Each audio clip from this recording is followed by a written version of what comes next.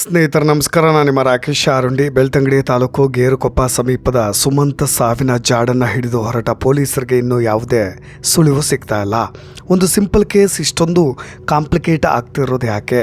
ಸುಮಂತ್ನ ಪ್ರಾಣವನ್ನು ತೆಗೆದವರು ಯಾರು ಅನ್ನೋದೇ ಇಂದಿನ ಯಕ್ಷ ಪ್ರಶ್ನೆಯಾಗಿ ಉಳಿದಿರ್ತಕ್ಕಂಥದ್ದು. ಪಂಪ್ ಹೌಸ್ ಪಕ್ಕದಲ್ಲಿರೋ ಚಿಕ್ಕ ಕೆರೆಯಲ್ಲಿ ಆತನನ್ನು ತಂದು ಎಸ್ತಿದ್ಯಾಕೆ ಅನ್ನೋದೇ ಇವತ್ತಿಗೂ ನಿಗೂಢ. ಎಲ್ಲಿ ಬೆಳ್ತಂಗಡಿ ಪೊಲೀಸರು ಈ ಕೇಸ್ನ ರಿಪೋರ್ಟ್ ಹಾಕಿ ಸೈಲೆಂಟ್ ಆಗಿಬಿಡ್ತಾರಾ ಅಥವಾ ಈ ಕೇಸ್ನ ಭೇದಿಸುವಲ್ಲಿ ಯಶಸ್ವಿ ಆಗ್ತಾರಾ ಗೊತ್ತಾಗ್ತಾ ಇಲ್ಲ. ಆರೋಪಿಗಳನ್ನು ಪತ್ತೆ ಹಚ್ಚುವಲ್ಲಿ ಪೊಲೀಸ್ನವರು ವಿಫಲವಾದರೆ CIDಗಾದರೂ ಒಪ್ಪಿಸಬೇಕು ಅನ್ನೋ ಮಾತುಗಳು ಕೂಡ ಕೇಳಿ ಬರ್ತಾ ಇರೋದು. ಕುಟುಂಬದವರು ಯಾವುದೇ ರಾಜಕೀಯ ಹಿನ್ನೆಲೆ ಉಳ್ಳವರು ಅಲ್ಲ, ಶ್ರೀಮಂತರು ಕೂಡ ಅಲ್ಲ, ಯಾವುದೇ ಕುಟುಂಬ ಕಲಹ ತಂಟೆ ತಗಾದಿಗಳು ಕೂಡ ಇಲ್ಲ. ಆದರೂ ಸುಮಂತ್ನ ಸಾವು ಮಾತ್ರ ಉತ್ತರ ಸಿಗದೆ ಹೂತು ಹೋಗುವ ಕೇಸ್ಗಳಲ್ಲಿ ಒಂದಾಗುತ್ತಾ ಅನ್ನಿಸ್ತಾ ಇದೆ.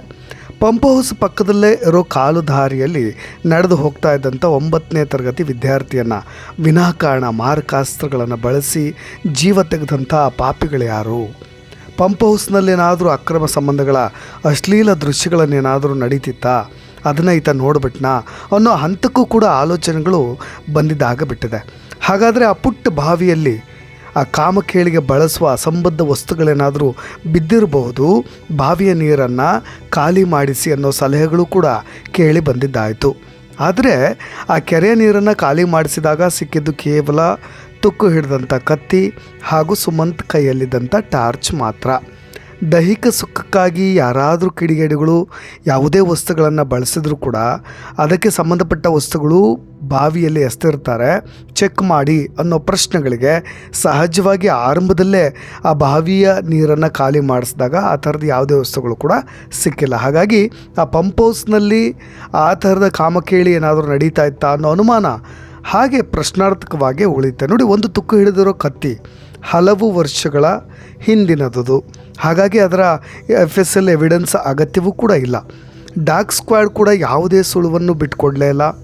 ಅದು ಆ ಥರದ ಒಂದು ಸೂಚನೆಗಳನ್ನು ಪೊಲೀಸ್ನವ್ರಿಗೆ ಸಹಕಾರಿಯಾಗುವಂತೆ ಅದು ಪತ್ತೆ ಹಚ್ಚಲಿಲ್ಲ. ಬೆಳ್ತಂಗಡಿ ಪೊಲೀಸ್ನವರು ಅಸಮರ್ಥರು ಅನ್ನೋ ಪಬ್ಲಿಕ್ ಆಕ್ರೋಶದ ನಡುವೆ ಸೈಲೆಂಟ್ ಆಗಿ ಕೆಲಸ ಮಾಡ್ತಿದ್ದಾರ ಅವರು ಅನ್ನೋ ಭರವಸೆಗಳೊಂದಿಗೆ ಎಲ್ಲರೂ ಕೂಡ ಅದೇ ನಿರೀಕ್ಷೆಗಳೊಂದಿಗೆ ಕಾಯ್ತಾ ಇದ್ದೀವಿ. ಜಾಣ ವಿದ್ಯಾರ್ಥಿಯ ಮೇಲಿನ ವೈಷಮ್ಯ ಏನು ಅನ್ನೋದು ನಿಗೂಢವಾಗಿಯೇ ಉಳಿದುಬಿಟ್ಟಿದೆ. ಕಳೆದ ಒಂದು ವಾರದಿಂದಲೂ ಇಲ್ಲಿ ಪೊಲೀಸ್ನವ್ರ ತಂಡ ಮುಕ್ಕಾಂ ಹೂಡಿ ಸುಳಿವು ಸಿಗುತ್ತಾ ಅಂತ ಪ್ರಯತ್ನ ಪಡ್ತಲೇ ಇದ್ದಾರೆ. ಆದರೆ ಸುಮಂತ್ ಆಗಲಿ ಆತನ ಕುಟುಂಬದವರಿಗಾಗಲಿ ಯಾರ ಮೇಲೂ ಕೂಡ ಶಂಕೆ ಇಲ್ಲ, ಯಾರೊಂದಿಗೂ ವೈಷಮ್ಯವೂ ಇಲ್ಲ. ಹೀಗಿರುವಾಗ ಯಾರು ಕೃತ್ಯ ಎಸಗಿರ್ಬೋದು ಅನ್ನೋದೇ ಪೊಲೀಸ್ನವ್ರಿಗೂ ಕೂಡ ದೊಡ್ಡ ತೆಲ್ನೋವು ಹೈರಾಣಾಗಿ ಬಿಟ್ಟಿದೆ. ಈ ಪ್ರಕರಣದಲ್ಲಿ ಆರೋಪಿಗಳನ್ನು ಸೆರೆ ಹಿಡಿಲಿಕ್ಕೆ ಇದೆಲ್ಲವೂ ಕೂಡ ಅಡ್ಡಿ ಆಗ್ತಾ ಇದೆ. ಯಾಕೆಂದರೆ ಒಂದು ವೈಷಮ್ಯಗಳಿದ್ದರೆ ಅಥವಾ ಯಾರ್ದಾದ್ರೂ ದ್ವೇಷ ಇದ್ದರೆ ಅಥವಾ ಅಲ್ಲಿ ಯಾರಾದರೂ ಓಡಾಡ್ತಾ ಇದ್ದರೆ ಅಥವಾ ಅಕ್ರಮ ಸಂಬಂಧಗಳು ಈ ಥರದ್ದು ಏನು ಲೀಡು ಅವ್ರಿಗೆ ಸಿಗ್ತಾ ಇಲ್ಲ. ಆದರೂ ಪೊಲೀಸ್ನವರು ನಿಜವಾದ ಆರೋಪಿಗಳನ್ನು ಸೆರೆ ಹಿಡಿತಾರೆ ಅನ್ನೋ ವಿಶ್ವಾಸದಲ್ಲೂ ಕೂಡ ಈ ಒಂದು ಸುಮಂತ್ ಅವರ ಕುಟುಂಬ ಇದೆ. ಸುಮಂತ್ ಮನೆಯಲ್ಲಿರೋದೇ 5 ಜನ ಸ್ನೇಹಿತರೆ. ಸುಮಂತ್ನ ತಾತ, ಅಪ್ಪ, ಅಮ್ಮ, ತಂಗಿ, ಅಣ್ಣ, ಇನ್ನು ಸುಮಂತ್ನ ಮಾವ.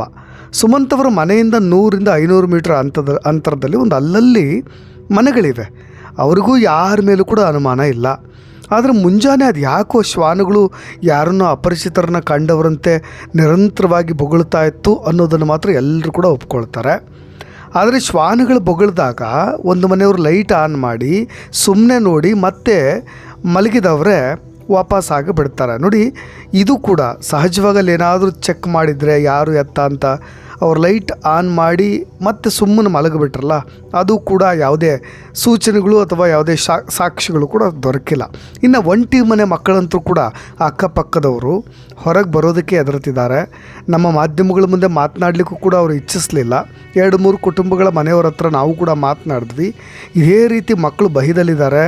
ಆ ಆಗಂತುಕ ಯಾರು, ಇದಕ್ಕಿಂತ ಮುಂಚೆ ಈ ರೀತಿಯಾಗಿ ನಡೆದಿಲ್ಲ, ಸುಮಂತನನ್ನು ಈ ರೀತಿ ಕೊಲ್ಲೋದಕ್ಕೆ ಬಲವಾದ ಕಾರಣವೇನು ಅನ್ನೋದೇ ವಿಚಿತ್ರ ಸಂಗತಿಯಾಗಿ ಉಳಿದು ಬಿಟ್ಟಿದೆ ಅನ್ನೋದು ಅವರ ಅಭಿಪ್ರಾಯ. ಸ್ನೇಹಿತರಿನ ಶಾಲೆಯಲ್ಲಿರೋದು ಒಬ್ಬ ಕ್ಲೋಸ್ ಫ್ರೆಂಡ್ ಮನ್ವಿತ್. ಆತ ಹೇಳೋದನ್ನೆಲ್ಲ ಪೊಲೀಸರ ಮುಂದೆಯೂ ಕೂಡ ಹೇಳಾಗಿದೆ. ನಾವು ಕೂಡ ನಿರಂತರವಾಗಿ ಪ್ರಶ್ನೆಯನ್ನು ಮಾಡಿದ್ದೇವೆ. ಪೊಲೀಸರು ಕ್ಲಿಯರ್ ಆಗಿ ಮಕ್ಕಳ ಮೇಲೆ ಅನುಮಾನ ಪಡೋದಕ್ಕೆ ಯಾವ ಕಾರಣಗಳು ಇಲ್ಲ ಅನ್ನೋದನ್ನು ಅವರು ಕೂಡ ಒಪ್ಕೊಳ್ತಾರೆ. ಒಂದು ಸುಗುಣ ಸೌಮ್ಯ ಸ್ವಭಾವ, ಬುದ್ಧಿವಂತ ಸುಮಂತ್ ಮೇಲೆ ಅಂಥ ಕೋಪವೇನಿತ್ತು ಅನ್ನೋದು ಪೊಲೀಸರ ತಲೆಗೆ ಹುಳ ಬಿಟ್ಟಂತಾಗಿಬಿಟ್ಟಿದೆ. ಇನ್ನು ಕೆರೆಯಲ್ಲಿ ಎಸೆದ ಜಾಗದಿಂದ ಆತನನ್ನು ಮೃತದೇಹವನ್ನು ಎಸೆದಿದ್ದಾರಲ್ವ, ಆ ಕೆರೆಯಲ್ಲಿ ಎಸೆದ ಜಾಗದಿಂದ ಒಂದು 100 ಮೀಟ್ರ್ ದೂರದ ಸಮೀಪವೇ ಆ ತೋಟ ಇದೆಯಲ್ಲ, ಆ ಕೆರೆಯ ತೋಟ ಇದೆಯಲ್ಲ, ಆ ಮಾಲೀಕರ ತೊಟ್ಟಿ ಮನೆ ಇದೆ, ಅಂದರೆ ಸ್ವಂತ ಮನೆ ಇದೆ, ತುಂಬ ಸ್ಥಿತಿವಂತರು ಕೂಡ. ಆದರೆ ಅಲ್ಲಿ CCTV ಕ್ಯಾಮ್ರಾ ಇದೆ, ಆದರೆ ಅದು ವರ್ಕ್ ಆಗೋದಿಲ್ಲ. CCTV ಫೂಟೇಜ್ ಏನಾದರೂ ಸಿಕ್ಕಿದ್ರೆ ಇಷ್ಟೊತ್ತಿಗೆ ಈ ಕೇಸ್ನ ಸುಲಭವಾಗಿ ಸಾಲ್ವ್ ಕೂಡ ಮಾಡ್ಬೋದಿತ್ತೇನೋ. ಇಂಥ ಘಟನೆಯನ್ನು ಈ ಹಿಂದೆಯೂ ಕೂಡ ಸುತ್ತಮುತ್ತಲಿನ ಫ್ಯಾಮಿಲಿಗಳು ಯಾರೂ ಕೂಡ ಕಂಡಿಲ್ವಂತೆ, ಕೇಳಿಲ್ವಂತೆ. ಈ ಥರದ ಘಟನೆಗಳು ಈ ಹಿಂದೆಯೂ ಕೂಡ ನಡೆದಿಲ್ವಂತೆ. ಸುಮಂತ್ ಎದ್ದೇಳ್ತಿದ್ದೆ 7 ಗಂಟೆ ಸುಮಾರಿಗೆ.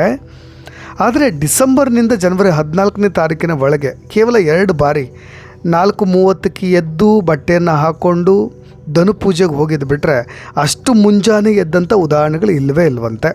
ಹಾಗಾದರೆ ಆತ ಆ ಕತ್ತಲೆಯಲ್ಲಿ ಇಡೀ ಮುಂಜಾನೆ, ಬಟ್ ಆದರೆ ತುಂಬ ಕತ್ತಲೆ ಇರುತ್ತೆ. ಯಾಕೆಂದರೆ ಸಹಜವಾಗಿ ಈಗ ಈ ಬಾರಿ ಚಳಿಯ ವಾತಾವರಣ ಮತ್ತು ಬೆಳ್ತಂಗಡಿ ಭಾಗದಲ್ಲಿ ಬೆಳಕಾಗೋದು 7 ಗಂಟೆಯ ಮೇಲೆ. ಅಲ್ಲಿರ್ತಕ್ಕಂಥವ್ರು ಕೂಡ ಅದನ್ನು ಒಪ್ಕೊಳ್ತಾರೆ. ನಾವು ಕೂಡ ಅಲ್ಲಿ ಹೋದಾಗ ಅದೇ ರೀತಿಯಾದಂಥ ಅನುಭವವನ್ನು ಕಂಡಿದ್ದೀವಿ. 7 ಗಂಟೆಯವರೆಗೂ ತುಂಬ ಪೂರ್ಣ ಕತ್ತಲೆಯ ರೀತಿಯ ಅನುಭವವಾಗುತ್ತೆ. ಹಾಗಾಗಿ 4:15 5 ಗಂಟೆ ಒಬ್ಬನೇ ಎದ್ದು ಬಂದಿರೋದು 2 ಬಾರಿ ಆತನಿಗೆ ರೂಢಿಯಾಗಿದೆ. 3ನೇ ಬಾರಿ ಈ ಥರದೊಂದು ಘಟನೆ ಆಗಿರೋದು. ಹಾಗಾಗಿ ಆರೋಪಿಗಳಿಗೆ ಇದು ಹೆಚ್ಚು ಕತ್ತಲಿರೋದು ಒಂದು ಸ್ವಲ್ಪ ಸಹಾಯ ಮಾಡಿದೆ ಅಂತ ನಾವು ಹೇಳ್ಬೋದು. ಆತ ಮನೆಯಿಂದ ದೂರದಲ್ಲಿ ನಿಲ್ಲಿಸಿರೋ ಸೈಕಲ್ ಹತ್ರ ಹೋಗಿದ್ದರೆ ಅಲ್ಲಿ ಫ್ರೆಂಡ್ಸ್ ಕಾಯ್ತಾ ಇರ್ತಿದ್ರು. ಯಾಕೆಂದರೆ ಅವರು ಕೂಡ ಅಲ್ಲಿ ವೆಯ್ಟ್ ಮಾಡಲಿಕ್ಕೆ ಬಂದಿದ್ದರು ಸೈಕಲ್ ತೊಗೊಂಡು. 3 ಜನ, ಮನ್ವಿತ್ ಮತ್ತು ಇನ್ನಿಬ್ಬರು ಹುಡುಗರು. ಆ ಸಮಯದಲ್ಲಿ ಏನಾದರೂ ಅವರು ಮೊಬೈಲ್ ತಂದಿದ್ದರೆ ಸುಮಂತ್ಗೂ ಕೂಡ ಕಾಲ್ ಮಾಡ್ತಿದ್ರು. ಮೊಬೈಲ್ ಸುಮಂತ್ನ ಬಳಿ ಇದ್ದಿದ್ರು ಸಹಜವಾಗಿ ಅದು ಇನ್ನೊಂದು ರೀತಿಯಾದಂಥ ಹೆಲ್ಪ್ ಆಗ್ತಿತ್ತು, ನಡ್ಕೊಂಡು ಬರ್ತಾ ಇದ್ದೀನಿ ಅನ್ನೋ ರೀತಿಯಾಗಿ. ಇಲ್ಲದೇ ಇದ್ದಿದ್ರೆ ಮನೇಲಿ ಮೊಬೈಲ್ ಇಟ್ಟಿದ್ರೆ ಈ ಹುಡುಗರು ಏನಾದರೂ ಮೊಬೈಲ್ ತಂದಿದ್ದರೆ ನೇರವಾಗಿ ಅವ್ರ ಅಮ್ಮನಿಗೆ ಫೋನ್ ಮಾಡ್ತಾಯಿದ್ರು, ಕಾಯ್ತಾ ಇದ್ದೀವಿ ಬಾರೋ ಅಂತ. ಅದು ಕೂಡ ಒಂದು ಕಮ್ಯುನಿಕೇಷನ್ ಆಗ್ತಿತ್ತು. ಆದರೆ ಮೊಬೈಲ್ ತಂದಿದ್ದರೆ ಮನೆಗಾದರೂ ಕಾಲ್ ಮಾಡ್ತಾಯಿದ್ರು. ಆದರೆ ಎಲ್ಲೋ ಒಂದು ಕಡೆ ಮೊಬೈಲ್ ತರದೇ ಇರೋದೇ ಒಂದು ದೊಡ್ಡ ಎಡವಟ್ಟು ಆಗಿಬಿಡ್ತಾ ಅನ್ನೋದು ಕೂಡ ಇಲ್ಲಿ ಚರ್ಚೆ. ಪೊಲೀಸರು ಎಲ್ಲರ ಸ್ಟೇಟ್ಮೆಂಟ್ಗಳಂತೂ ಪಡೆದಿದ್ದಾರೆ.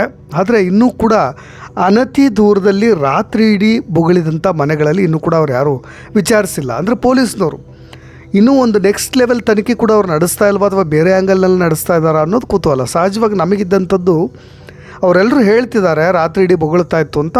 ಅವ್ರನ್ನ ಯಾಕೆ ವಿಚಾರಣೆ ನಡೆಸಿಲ್ಲ ಅನ್ನೋದು ಗೊತ್ತಿಲ್ಲ. ಅದನ್ನು ನಾವೇ ಖುದ್ದಾಗಿ ಆ ಕುಟುಂಬಗಳನ್ನು ಮಾತನಾಡಿಸಿದಾಗ ಸತ್ಯ ಗೊತ್ತಾಯಿತು. ಎಲ್ಲೋ ದೂರದಲ್ಲಿರೋ ಮನೆಗಳಿಗೆ ಕೇಳಿಸಿದಂಥ ನಾಯಿ ಶಬ್ದ ಮನೆಯಲ್ಲಿರೋರಿಗೆ ಯಾಕೆ ಕೇಳಿಸ್ಲಿಲ್ಲ ಅನ್ನೋದು ಒಂದು ಗೊಂದಲ. ನಾವು ಮನೆಯವ್ರನ್ನೂ ಪ್ರಶ್ನೆ ಮಾಡಿದಾಗ ನಾಯಿಗಳು ಬೊಗಳಿದ್ದು ಕೇಳಿಸೇ ಇಲ್ಲ ಅಂತಾರೆ. ದೂರದಲ್ಲಿರೋ ಮನೆಗಳನ್ನು ಕೇಳಿದಾಗ ಇಲ್ಲ ಬೊಗಳ್ತಾ ಇದ್ದಿದ್ದು ನಮಗೆ ಸ್ಪಷ್ಟವಾಗಿ ಕೇಳಿಸ್ತಾ ಇದೆ, ಅವ್ರಿಗೆ ಯಾಕೆ ಕೇಳಿಸಿಲ್ಲ ಗೊತ್ತಿಲ್ಲ ಅಂತ. ಆದರೆ ಸೂಕ್ಷ್ಮವಾಗಿ ನಾವು ಗಮನಿಸಿದ್ದನ್ನು ಮಾತ್ರ ಹೇಳ್ತೀನಿ. ಮೃತದೇಹ ಪತ್ತೆಯಾದ ಜಾಗದ ತೋಟಕ್ಕೆ ಅನೇಕ ಕೂಲಿ ಆಳುಗಳು ಕೆಲಸಕ್ಕಂತ ಬರ್ತಾರೆ. ನಾವು ಹೋದಾಗಲೂ ಕೂಡ ಆ ಕೆಲಸ ನಡೀತಾ ಇತ್ತು. ಅದರಲ್ಲಿ ಹೆಣ್ಣುಮಕ್ಕಳು, ಪುರುಷರು ಎಲ್ಲರೂ ಕೂಡ ಉಂಟು. ಅವ್ರಲ್ಲಿ ಯಾರಾದರೂ ಆ ರಾತ್ರಿ ಪಂಪ್ ಹೌಸ್ನಲ್ಲಿ ಉಳಿದಿದ್ರಾ ಅವ್ರನ್ನೊಮ್ಮೆ ವಿಚಾರಿಸ್ಬೇಕಾಗತ್ತೆ. ಇನ್ನು ಕೆಲಸದ ಆಳುಗಳು ಬಳಸೋ ಹಳೆ ಬಟ್ಟೆಗಳು ಕೂಡ ಆ ಪಂಪ್ ಹೌಸ್ನಲ್ಲಿ ನೇತು ಹಾಕಿದ್ದನ್ನು ನಾವು ಗಮನಿಸಿದ್ದೇನೆ. ಯಾವುದೇ ಉದ್ದೇಶಗಳು ಅಲ್ಲಿ ಎದ್ದು ಕಾಣಿಸ್ಲಿಲ್ಲ ಅಂದಮೇಲೆ ಅಲ್ಲಿ ಯಾರೋ ಸೈಕೋ 3ನೇ ವ್ಯಕ್ತಿ ಏನಾದರೂ ಬಂದಿರಬೇಕು, ಇಲ್ಲ ಅಲ್ಲಿ ನಡೆಯಬಾರದ ಘಟನೆ ನಡೆದಿದ್ದನ್ನು ಸುಮಂತ್ ನೋಡಿರಬೇಕು. ಅನುಮಾನಗಳು ಯಾರ ಮೇಲಾದರೂ ಮೂಡಬಹುದು. ಒಂದೊಂದು ಬಾರಿ ತುಂಬ ಕನ್ಫ್ಯೂಸ್ ಆಗಿ ಗೊಂದಲಕ್ಕೀಡಾದವರಂತೆ ಮಾತನಾಡ್ತಕ್ಕಂಥ ಅವ್ರ ಮಾವನ ಮೇಲೆ ವೀಕ್ಷಕರು ಅನ್ಯಥಾ ಸಂಶಯವನ್ನು ವ್ಯಕ್ತಪಡಿಸ್ತಾರೆ. ಆದರೆ ಅವ್ರಿಗೆ ಸರಿಯಾಗಿ ಮಾತನಾಡೋದಕ್ಕೆ ಬರದೇ ಕೂಡ ಇರಬಹುದು. ಅವ್ರ ಮೇಲೆ ನಾವು ಅನುಮಾನವನ್ನು ವ್ಯಕ್ತಪಡಿಸ್ಲಿಕ್ಕೆ ಆಗೋದಿಲ್ಲ. ನೋಡಿ, ಯಾರ ಒತ್ತಡವೂ ಇಲ್ಲ ಇಲ್ಲಿ. ಈ ಕೇಸ್ನಲ್ಲಿ ಯಾರ ಮಧ್ಯಸ್ಥಿಕೆಯೂ ಇಲ್ಲ. ಕೇಸ್ನ ಮುಚ್ಚಿ ಹಾಕೋದಕ್ಕೆ ಯಾರ ಕೈವಾಡ ಶಾಮೀಲ್ ಕೂಡ ಇಲ್ಲ. ಆದರೆ ಇಂಥ ಕೇಸನ್ನಾದರೂ ಬೆಳ್ತಂಗಡಿಯವರು ಸಾಲ್ವ್ ಮಾಡ್ಬೋದಿತ್ತು. ಪೊಲೀಸ್ನವರು ಅವರ ಕರ್ತವ್ಯ ಪಾಲನೆಗೆ ಇದೊಂದು ಗರಿ ಅಂತ ನಾನು ಕೂಡ ಭಾವಿಸ್ತೀನಿ. ಸಾಲ್ವ್ ಮಾಡಿದ್ರೆ ನೋಡೋಣ ಏನಾಗುತ್ತೆ ಅಂತ ಕಾದು ನೋಡೋಣ. ಇನ್ನಷ್ಟು ಅಪ್ಡೇಟ್ಸ್ಗಳೊಂದಿಗೆ ಮತ್ತೆ ಬರ್ತೀನಿ. ನಾನು ರಾಕೇಶ್ ಹಾರುಂಡಿ. ಧನ್ಯವಾದ.